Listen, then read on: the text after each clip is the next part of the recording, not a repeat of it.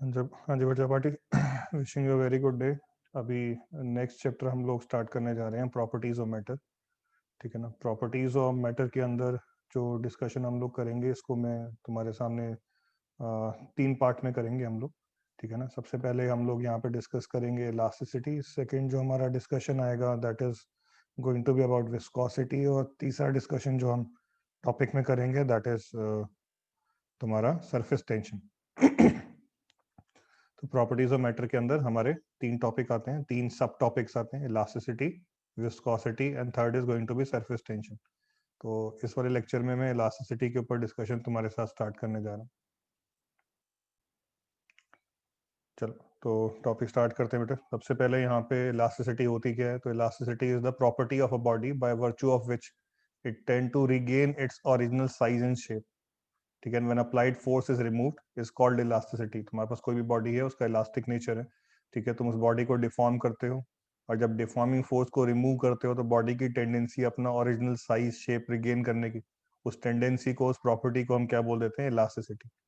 तो फिर से the property of the body by virtue of which it tend to regain its original size and shape when applied forces, deforming forces removed is called elasticity. ठीक है। इसके बाद elasticity जो topic हम लोग स्टार्ट करने जा रहे हैं इसमें कुछ कॉमन टर्म्स हम लोग through out the chapter use करते रहेंगे। तो उन कॉमन टर्म्स के साथ मैं तुम्हें एक बार फैमिलियराइज करा रहा हूँ। सबसे पहले बात कर रहे हैं डिफॉर्मिंग फोर्स। नाम से मतलब समझ में आ गया होगा, कोई बॉडी है तुम उसको डिफॉर्म करने के लिए जो उस पर फोर्स लगाओगे दैट इज डिफॉर्मिंग फोर्स। तो deforming force is one which when applied changes the configuration of the body. ठीक है ना। इसके बाद इलास्टिसिटी तो मैं अभी बता ही रहा था, the property of the body to regain its original configuration.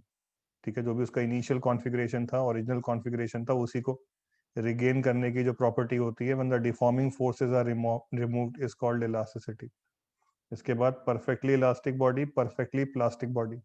ठीक है। डिफॉर्मिंग फोर्स हमने कोई लगाई और बॉडी को डिफॉर्म कर दिया।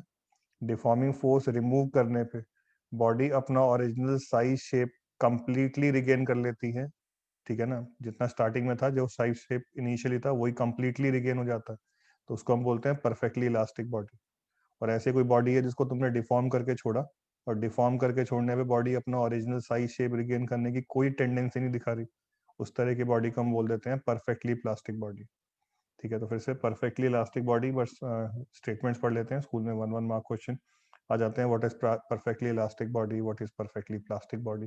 तो body which regain its original configuration immediately and completely, immediately and completely, दोनों वर्ड पे स्ट्रेस दे रहा हूँ, ध्यान देना है। After the removal of deforming force from it is called perfectly elastic body. Example, quartz and phosphor bronze are the example of nearly perfectly elastic bodies. ध्यान दो, एग्जैक्टली परफेक्टली इलास्टिक बॉडी तो universe में कोई नहीं मिलने वाली, और जो हम परफेक्टली इलास्टिक बॉडी की डेफिनेशन बता रहे हैं उसके सबसे नियरेस्ट कौन पहुंचते हैं? तो 2 एग्जांपल दे रखे हैं, क्वार्ट्ज और phosphor bronze. Perfectly plastic body, a body which does not regain its original configuration at all on the removal of deforming force, however small the deforming force may be, is called perfectly plastic body. ठीक है। तुमने body पे थोड़ा सा deforming force लगा के, थोड़ा सा भी डिफॉर्म करके छोड़ा, तो भी बॉडी अपना ओरिजिनल साइज शेप रिगेन करने की टेंडेंसी नहीं रखती। तो उस तरह की बॉडी परफेक्टली प्लास्टिक बॉडी। और फिर से परफेक्टली प्लास्टिक बॉडी जो हमने डिस्कस कर रहे हैं, इसके नियरेस्ट कौन आता है? तो putty, mud and paraffin wax are examples of nearly perfectly plastic bodies. ठीक है ना। यूनिवर्स में कोई भी बॉडी परफेक्टली इलास्टिक नहीं है, कोई भी परफेक्टली प्लास्टिक नहीं है। ठीक है ना। पर स्टिल इनके नियरेस्ट, परफेक्टली इलास्टिक बॉडी को जैसे हम डिफाइन कर रहे हैं, उसके नियरेस्ट कौन सी मटेरियल्स आते हैं? तुमने एग्जांपल बता दिए। ऐसे परफेक्टली प्लास्टिक बॉडी के सबसे नियरेस्ट कौन से मटेरियल आते हैं, उनके एग्जांपल बता दिए। चलो नेक्स्ट स्लाइड पे चलते हैं। नेक्स्ट स्लाइड में हम लोग बात कर रहे हैं स्ट्रेस के बारे में। ठीक है। अब स्ट्रेस और स्ट्रेन ये 2 टर्म्स है जिनके को यूज करते हुए हम पूरा इलास्टिसिटी वाला टॉपिक हम लोग डिस्कस करेंगे। तो सबसे पहले मैं तुम्हारे सामने यहाँ पे स्ट्रेस के बारे में बात कर रहा हूँ।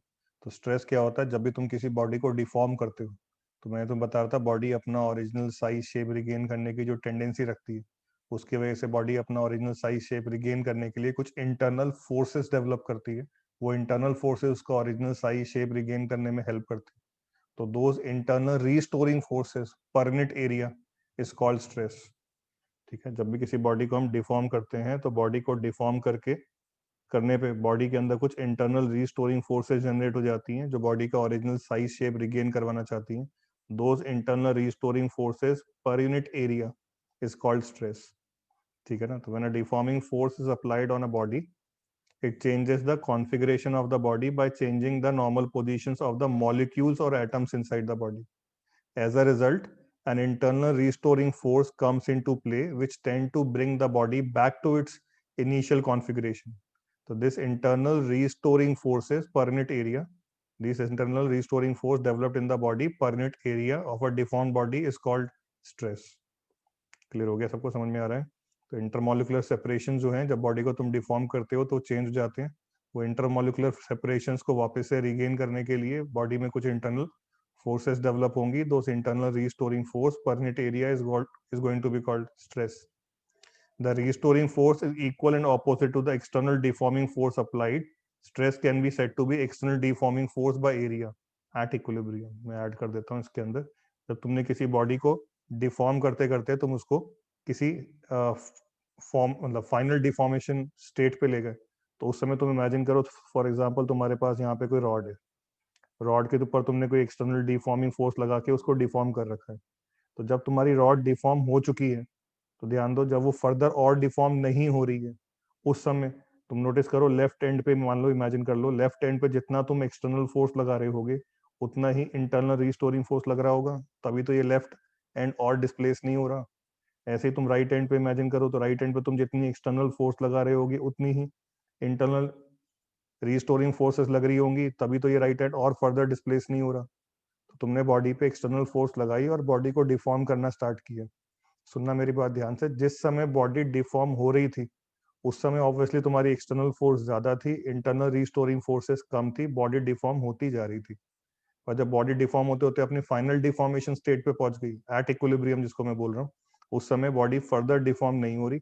जब बॉडी फर्दर डिफॉर्म नहीं हो रही, उस समय तुम्हारी external deforming forces are balanced by internal restoring forces. So at that particular instant of time, at that equilibrium state, we can replace internal restoring forces by external deforming forces. So stress is equal to external deforming force by area भी हम बोल सकते हैं at equilibrium, क्योंकि equilibrium वाली state में जब body और डिफॉर्म नहीं हो पा रही है एक्सटर्नल फोर्स लगाने के बाद, उस समय external deforming force internal restoring force के बराबर हुई होगी. ध्यान से देखो, stress is equal to internal restoring force by area कब एप्लीकेबल है? ऑलवेज. और यही stress external deforming force by area कब होगा? Only at equilibrium. ठीक है ना? हमेशा नहीं. ठीक है, समझ में आगे की बात सबको? External deforming force by area के बराबर स्ट्रेस को रख के तुम स्ट्रेस की वैल्यू कैलकुलेट कर सकते हो ओनली एट इक्विलिब्रियम. ठीक है ना? और stress internal restoring force by area से तुम स्ट्रेस कैलकुलेट कर सकते हो ऑलवेज. और तुम देख रहे हो फोर्स अपॉन एरिया, फोर्स की यूनिट तुम्हारी क्या हो जाएगी? न्यूटन. एरिया की यूनिट क्या हो जाएगी? Metre square. तो स्ट्रेस की ऐसा यूनिट क्या हो जाएगी? न्यूटन पर मीटर स्क्वायर. और हमें पता ही है न्यूटन पर मीटर स्क्वायर को हम पास्कल से भी रिप्रेजेंट कर सकते हैं. 1 न्यूटन पर मीटर स्क्वायर इज 1 पास्कल. चलो अभी नेक्स्ट मैं तुम्हारे सामने बात कर रहा हूँ टाइप्स ऑफ स्ट्रेस. ठीक है ना? तो स्ट्रेस के कितने टाइप्स होते हैं, तो मैं तुम्हें थोड़ा सा पहले मैं ब्रीफ कर देता हूँ. जो भी डिस्कशन हम करने जा रहे हैं उसको थोड़ा सा मैं यहाँ पे तुम्हारे सामने ब्रीफली पहले एक्सप्लेन कर देता हूँ. तो स्ट्रेस जो होता है, बॉडी में जो डेवलप होने वाले स्ट्रेस होते हैं, उसको हम दो पार्ट में कैटेगराइज करते हैं. नॉर्मल स्ट्रेस, दूसरा टेंजेंशियल स्ट्रेस. ठीक है ना? नॉर्मल स्ट्रेस, टेंजेंशियल स्ट्रेस, ये किस पर डिपेंड करता है? तुम बॉडी को डिफॉर्म करने के लिए डिफॉर्मिंग फोर्सेस कैसे लगा रहे हो, उस डिफॉर्मिंग फोर्स के लगाने के तरीके पे डिपेंड करता है. अगर बॉडी को डिफॉर्म करने के लिए तुम जो बॉडी पे फोर्स लगा रहे हो वो बॉडी के सरफेस के नॉर्मली लगा रहे हो.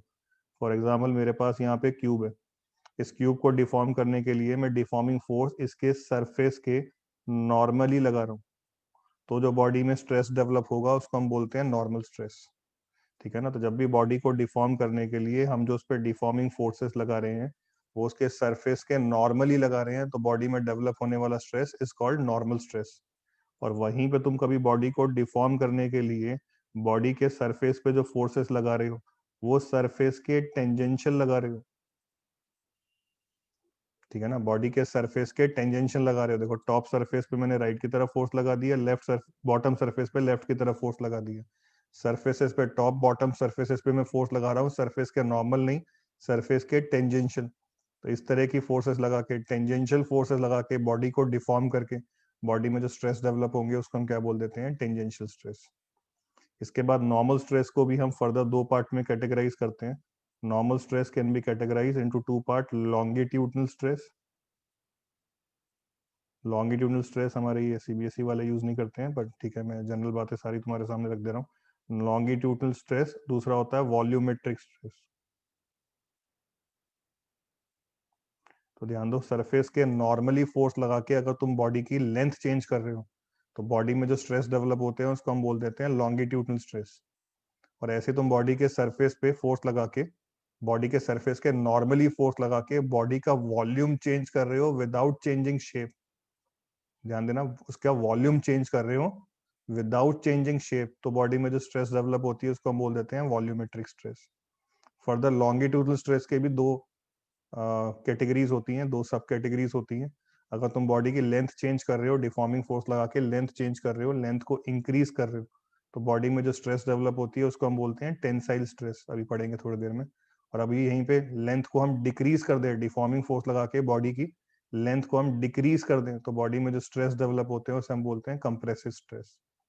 तो नॉर्मल स्ट्रेस की दो category, longitudinal stress, volumetric stress. Longitudinal stress के भी आगे फर्दर दो कैटेगरीज हैं तुम्हारी, टेंसाइल स्ट्रेस और कंप्रेसिव स्ट्रेस। ठीक है, तो चलो ये सारे टाइप्स ऑफ स्ट्रेस जो है मैं तुम्हारे सामने, मैंने नाम बता दिए सबके, एक एक करके सबको डिस्कस करना चालू कर देते हैं। तो नॉर्मल स्ट्रेस, सबसे पहले टाइप्स ऑफ स्ट्रेस को दो पार्ट में कैटेगराइज कर रहे हैं। पहला नॉर्मल स्ट्रेस, दूसरा हम क्या पढ़ेंगे, टेंजेंशियल स्ट्रेस। टेंजेंशियल स्ट्रेस का ही दूसरा नाम होता है शियर स्ट्रेस। ठीक है ना, टेंजेंशियल स्ट्रेस का दूसरा नाम शियर स्ट्रेस। फिर अभी एक एक करके सबको डिस्कस करना स्टार्ट करते हैं। तो नॉर्मल स्ट्रेस में बता ही रहा था, when a deforming force acts normally over an area of the body, then the internal restoring force set up per unit area of the body is called normal stress. जब body को तुमने deform करने के लिए forces surface के normally लगा रखी, तो बॉडी में डेवलप होने वाला स्ट्रेस इज नॉर्मल स्ट्रेस। ठीक है, नॉर्मल स्ट्रेस कैन बी सब डिवाइडेड इनटू कैटेगरीज। वो सारी कैटेगरीज जो तुम्हें मैंने बताई अभी, वो सारे के सारे डिस्कस करना चालू करते हैं। तो सबसे पहले लॉन्गिट्यूडनल स्ट्रेस।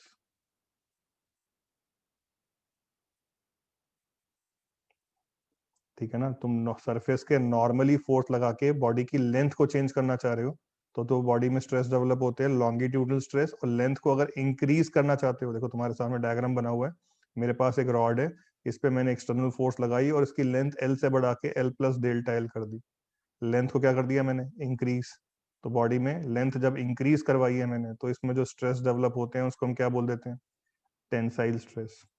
तो if there is increase in the length or extension of the body in the direction of force applied, the stress setup is called tensile stress।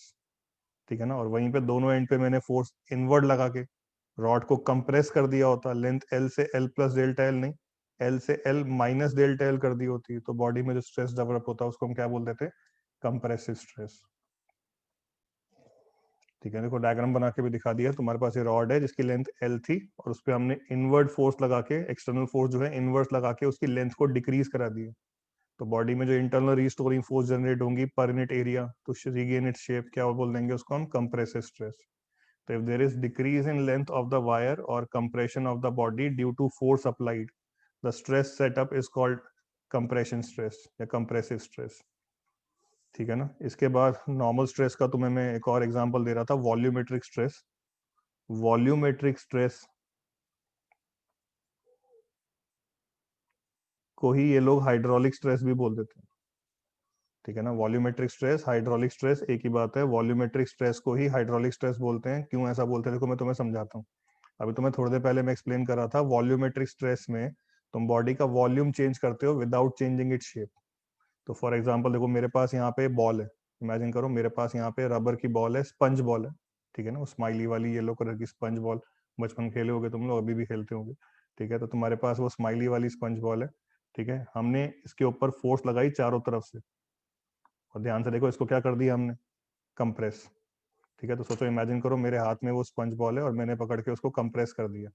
जब मैं उसको कंप्रेस करूंगा तो उसका वॉल्यूम वी से वी माइनस डेल्टा वी हो गया। ध्यान से देखो, जब स्पंज को मैं अपने हाथ में पकड़ के अपनी सारी फिंगर्स के थ्रू उसको कंप्रेस करूंगा, ठीक है ना, तो उसका वॉल्यूम क्या हो जाएगा, डिक्रीज। और उसकी शेप क्या रहेगी, ठीक है ना, वॉल्यूम तो हो जाएगा डिक्रीज, उसकी शेप क्या रहेगी, सेम रहेगी। तो ध्यान दो शेप सेम नहीं रहेगी। क्यों? क्योंकि जहां से मेरे फिंगर्स कांटेक्ट में आ रहे हैं वहां से वो ज्यादा प्रेस होगा, और जहां पे मेरे फिंगर्स के बीच में गैप है वहां पे वो कम कंप्रेस होगा। ठीक है ना। काम की बात, उसकी शेप पहले स्फेरिकल थी, पर जब मैं अपने फिंगर्स के थ्रू से कंप्रेस करूंगा तो इमेजिन करके देखो हर पॉइंट पे उसका इक्वल कंप्रेशन नहीं आएगा, शेप अब स्फेरिकल नहीं रहेगी। तो उसकी शेप स्फेरिकल ही रहे, वॉल्यूम डिक्रीज हो विदाउट चेंजिंग शेप, तो हम क्या करते हैं, इस स्पंज बॉल को उठा के हम लोग डीप वाटर में ले गए। ठीक है ना। कहीं पे वाटर के अंदर ले गए, बहुत ज्यादा डेप्थ पे ले गए। जब वाटर के अंदर बहुत ज्यादा डेप्थ पे ले जाओगे तो सरफेस पे जब तुम्हारी मतलब जब इस रूम में मान लो तुम्हारी स्पंज बॉल पड़ी है, तो चारों तरफ से प्रेशर कितना लग रहा था? P atmosphere. ठीक है ना। चारों तरफ एयर कांटेक्ट में एयर प्रेशर कितना लगा रही है? P atmosphere. वहीं पे स्पंज बॉल को उठा के मैं डीप वाटर में ले गया, डेप्थ एच पे ले गया, तो चारों तरफ से प्रेशर कितना लगना चालू हो जाएगा? पी एटमॉस्फियर प्लस रो जी एच। इमेजिन कर सकते हो, चारों तरफ से इक्वल प्रेशर लग रहा है, पी एटमॉस्फियर प्लस रो जी एच। तो क्या होगा? बॉल की वॉल्यूम डिक्रीज हो जाएगा पर शेप सेम रहेगी। तो वॉल्यूमेट्रिक स्ट्रेस में हम चाहते हैं वॉल्यूम चेंज हो पर शेप चेंज ना हो, और ऐसा हम लोग फ्लूइड्स के अंदर, लिक्विड्स के अंदर ही अचीव कर पाते हैं, इसलिए वॉल्यूमेट्रिक स्ट्रेस को ये लोग हाइड्रोलिक स्ट्रेस भी बोल देते हैं। तो when a solid body undergoes a change in volume without any change in geometrical shape on applying the force perpendicular to every point on the surface of the body, then the restoring force per unit area developed in the body is called hydraulic stress.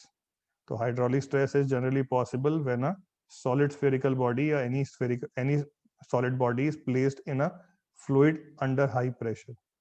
ठीक है ना। Liquids के अंदर ये achieve कर सकते हैं, इसलिए वॉल्यूमेट्रिक स्ट्रेस को ये लोग हाइड्रोलिक स्ट्रेस बोल देते हैं। ठीक है ना। तो नॉर्मल स्ट्रेस तो मैंने एक्सप्लेन कर दिया। बॉडी को डिफॉर्म करने के लिए सरफेस के नॉर्मली फोर्स लगा रहे हैं तो बॉडी में स्ट्रेस डेवलप होता है, normal stress. Normal stress develop कराते हुए लेंथ चेंज करा रहे हो तो लॉन्गिट्यूडनल स्ट्रेस, लेंथ बढ़ा रहे हो। टेंजेंशियल स्ट्रेस, लेंथ घटा रहे हो। ठीक है। कंप्रेसिव स्ट्रेस, और वहीं पे तुम चारों तरफ से इक्वली फोर्स किसी तरह मैनेज करवाते हुए लिक्विड्स के अंदर, जैसे तुम्हें मैंने बताया, मैनेज करते हुए बॉडी का वॉल्यूम चेंज करा रहे हो, नॉर्मली फोर्स लगाते हुए बॉडी का वॉल्यूम चेंज करा रहे हो विदाउट चेंजिंग इट शेप, तो बॉडी में जो स्ट्रेस डेवलप होता है वो तुम्हारा वॉल्यूमेट्रिक स्ट्रेस, हाइड्रोलिक स्ट्रेस बोल देते हैं वॉल्यूमेट्रिक स्ट्रेस को ही। खैर अभी नेक्स्ट डिस्कशन पे आ रहा हूँ। नेक्स्ट जो हमारा सेकंड टाइप ऑफ स्ट्रेस है, टेंजेंशियल स्ट्रेस या फिर शियरिंग स्ट्रेस। और मैं तुम्हें थोड़ी देर पहले एक्सप्लेन कर रहा था टेंजेंशियल स्ट्रेस, शियरिंग स्ट्रेस कब डेवलप होगा? When a body is deformed by applying deforming forces tangential to its surface. So when a deforming force acting tangentially to the surface of the body produces the change in shape of the body, body की shape change करा रहे हो without changing its volume, then the stress set up in the body is called tangential stress. और समझाने के लिए देखो तुम्हारे सामने मैंने यहाँ पे क्यूब ले रखा है। क्यूब के बॉटम फेस को हमने कर रखा है ग्राउंड से फिक्स्ड। नीचे मान लो कोई फ्लोर है, टेबल है, टेबल के ऊपर हमने क्यूब रख दिया। इसके बॉटम फेस को हमने नीचे हॉरिजॉन्टल, हमारी जो टेबल है उसके सरफेस से पेस्ट कर दिया, स्टिक कर दिया। और जो तुम्हारे क्यूब का टॉप सरफेस है, देख रहे हो टॉप सरफेस पे हम फोर्स लगा रहे हैं। कैसे लगा रहे हैं? देख रहे हो इस सरफेस एरिया के टेंजेंशियल लगा रहे हैं। और क्या कर रहे हैं? बॉडी की शेप चेंज कर रहे हो। देख रहे हो बॉडी की शेप चेंज हो गई, बॉडी डिफॉर्म हो गई। बॉडी, हमारा जो क्यूब है कुछ एंगल थीटा से तुम देख रहे हो, इसकी जो साइड्स हैं वो टिल्ट हो गई। तो बॉडी की हम शेप चेंज कर रहे हैं without changing its volume by applying some external force tangential to the surface. तो बॉडी में जो internal restoring force per unit area develop होंगी जिसका ओरिजिनल शेप रिगेन कराना चाहेंगी, ठीक है, वो दो internal restoring force per unit area is going to be called tangential stress या शेयरिंग स्ट्रेस या शॉर्ट में शेयर स्ट्रेस। तो ध्यान से देखो यहाँ पे शेयर स्ट्रेस का formula F by A. F by A में एरिया कौन सा? A1 या A2? ठीक है ना। ये टॉप वाला एरिया को मैं A1 मार्क कर रहा हूँ, ये साइड वाले एरिया को मैं A2 मार्क कर रहा हूँ। तो स्ट्रेस की वैल्यू F बाई ए में A कौन सा एरिया है? तो A1। नोटिस करना ये जो फोर्स लग रही है ये साइड वाले एरिया A2 के नॉर्मली नहीं, ऊपर टॉप वाले एरिया A1 के टेंजेंशियल लग रही है। तो stress developed is going to be F upon A1। Clear हो गया? चलो स्ट्रेस के ऊपर बात कर ली। नेक्स्ट टर्म जो हमारे डिस्कशन में आगे काम आने वाला है, स्ट्रेन। ठीक है ना। स्ट्रेस और स्ट्रेन ये दो चीजें पढ़नी है। इसके बाद फिर हम लोग जो भी हमारे चैप्टर के फॉर्मूले हैं, डेफिनेशंस, जो भी डिस्कशंस हैं हमारे न्यूमेरिकल वाले, और जो भी बॉडीज की हम नेचर्स वगैरह को डिस्कस करने जा रहे हैं, इलास्टिक नेचर को, वो सारा डिस्कशन स्टार्ट हो जाएगा इसके बियॉन्ड। ठीक है। तो स्ट्रेन के ऊपर और बात कर लेते हैं, फिर स्ट्रेस और स्ट्रेन को हम आपस में रिलेट करना चालू करेंगे कुछ फॉर्मूलों के थ्रू। फिर अभी when a deforming force is applied on the body there is a change in configuration of the body. याद है यूनिट डायमेंशन एरर्स में भी हम लोग पढ़ते थे स्ट्रेन, स्ट्रेन क्या होता था? Change in configuration to actual configuration. तो ऐसे वही कहानी यहाँ पे तुम्हें और इलेबोरेट करके समझा रहे हैं। यूनिट डायमेंशन एरर्स में तो बहुत ब्रीफ में बताया था। तो when a deforming force is applied on the body there is a change in configuration of the body is said to be strained और डिफॉर्म्ड। ठीक है, बॉडी में जो है स्ट्रेन आ गया है, बॉडी डिफॉर्म जब हो जाती है तो हम बोलते क्या है? Body is strained, body is under strain. ठीक है, the ratio of change in configuration to the original configuration is called strain. ठीक है, ये फॉर्मूला तुम लोगों ने पहले भी सुन रखा है यूनिट डायमेंशन एरर्स के अंदर। Strain is change in configuration by original configuration. ठीक है, तो strain being the ratio of two like quantity has no units no dimension. याद है यूनिट डायमेंशन एरर्स में हमने पढ़ा था strain is unitless, strain is dimensionless. ठीक है, तो अभी स्ट्रेन के अलग अलग टाइप हम यहाँ पे डिस्कस करते हैं, तो डिस्कस करना स्टार्ट करते हैं। तो ध्यान दो, थोड़ी देर पहले जो हम लोगों ने स्ट्रेस के टाइप पढ़े थे, हम बॉडी के ऊपर डिफॉर्मिंग फोर्स लगा रहे थे, सरफेस के नॉर्मल, सरफेस के टेंजेंशियल, और बॉडी को डिफॉर्म करा रहे थे, उसकी कॉन्फ़िगरेशन को चेंज करा रहे थे।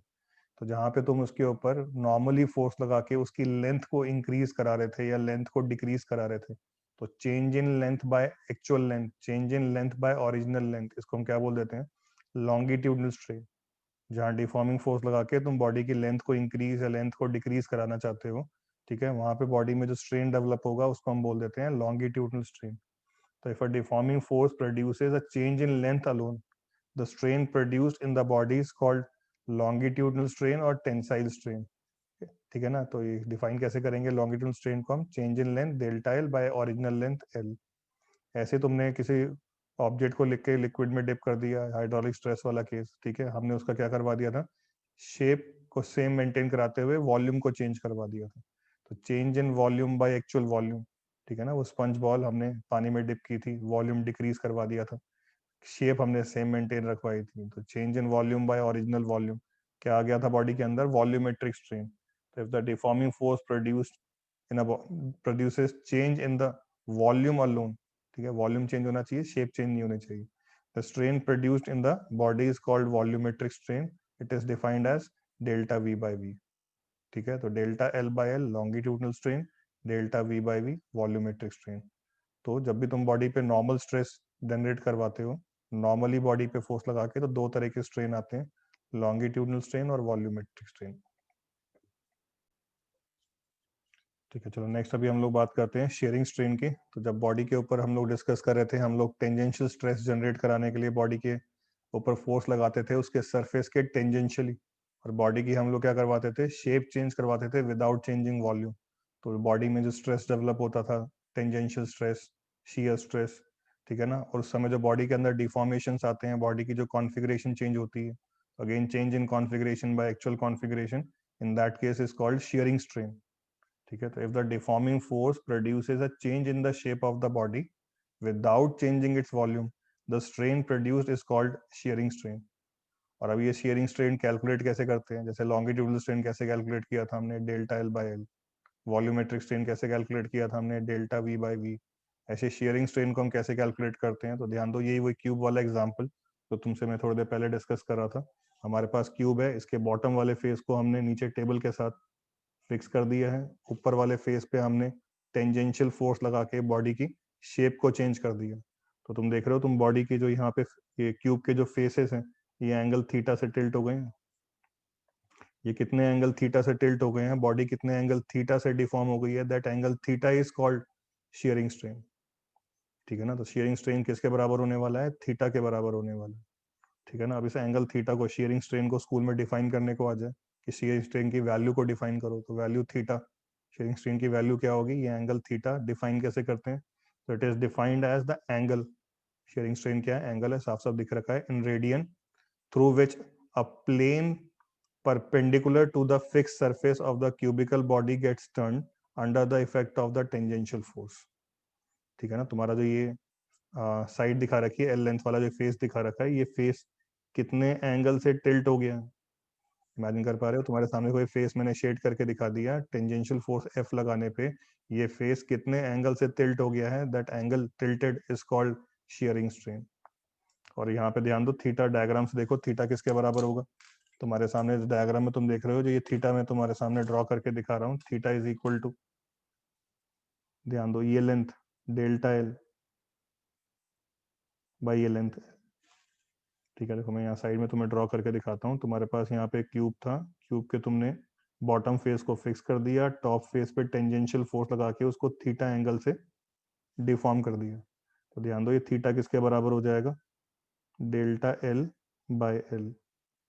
थीटा को हम वेरी स्मॉल मान रहे हैं, थीटा इज वेरी स्मॉल, तो थीटा इज वेरी स्मॉल, तो tan theta is equal to delta L by L, और tan theta is approximately equal to theta if theta is very small, ठीक है ना, पता है ना सबको। तो यहाँ पे थीटा को हम लोग देख ले रहे हैं डेल्टा एल बाय एल, दिखाने के लिए ये एंगल इतना बड़ा दिखा रखा है, ऑब्वियसली ये एंगल बहुत छोटा होगा, और इसमें थीटा की वैल्यू किसके बराबर हो जाएगी, डेल्टा एल बाय एल।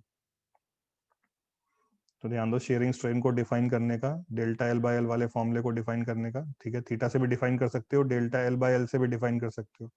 तो शेयरिंग स्ट्रेन को डिफाइन करने का एक और तरीका, thus the shearing strain is also defined as the ratio of displacement of surface under tangential force to the perpendicular distance L of the displaced surface from the fixed surface, ठीक है ना, ध्यान दिया, समझ में आया, ठीक है। Ratio of displacement of surface under tangential force, जिसको हम क्या लिख रहे हैं, delta L, to the perpendicular distance of the displaced surface from the fix surface, displace surface का फिक्स सरफेस से डिस्टेंस, तो डेल्टा एल बाय एल, ठीक है ना, लैंग्वेज के फॉर्म में डिफाइन कर दिया शेयरिंग स्ट्रेन को।